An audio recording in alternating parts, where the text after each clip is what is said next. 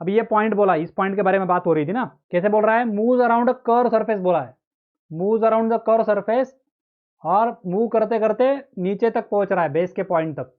मतलब उसका पिच कितना रहेगा, और ये सब कुछ कहाँ कर रहा है वो, 1 रिवॉल्यूशन में कर रहा है, मतलब पिच कितना रहेगा, जितना उसका एक्सिस हाइट है वही उसका पिच हो गया। ठीक है, सर्कल का सेंटर मिल चुका है, 35 mm कंपास में लिया और एक सर्कल ड्रॉ करूंगा। यहाँ से मैंने एक बेस के लिए हॉरिजॉन्टल लाइन तैयार कर लिया। इस पॉइंट को ऊपर प्रोजेक्ट करेंगे, इस पॉइंट को ऊपर करेंगे, एक्सिस के ऊपर मैंने 84 mm को मार्क किया और उसको इन कॉर्नर्स को ज्वाइन कर दो। ये वो साइड वाला जनरेटर भी हो गया। सर्कल को 12 पार्ट्स में डिवाइड करो, पिच को 12 पार्ट्स में डिवाइड करो, पिच को भी 12 में डिवाइड करना है।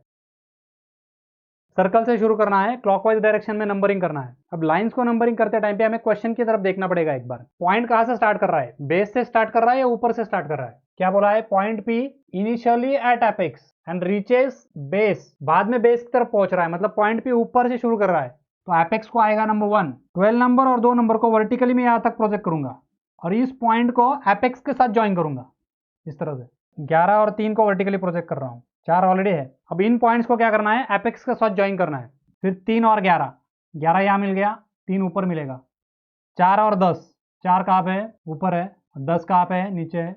And in this way we have got all the points. तो मैं ऊपर से शुरू करता हूँ, यहाँ तक डार्क आएगा और फिर नीचे क्या हो जाएगा, डैश लाइन से ड्रॉ होगा। तो इसका क्या मतलब है, ये आगे से आया और फिर पीछे चला गया। So in this way we have completed helix of a cylinder and helix of a cone.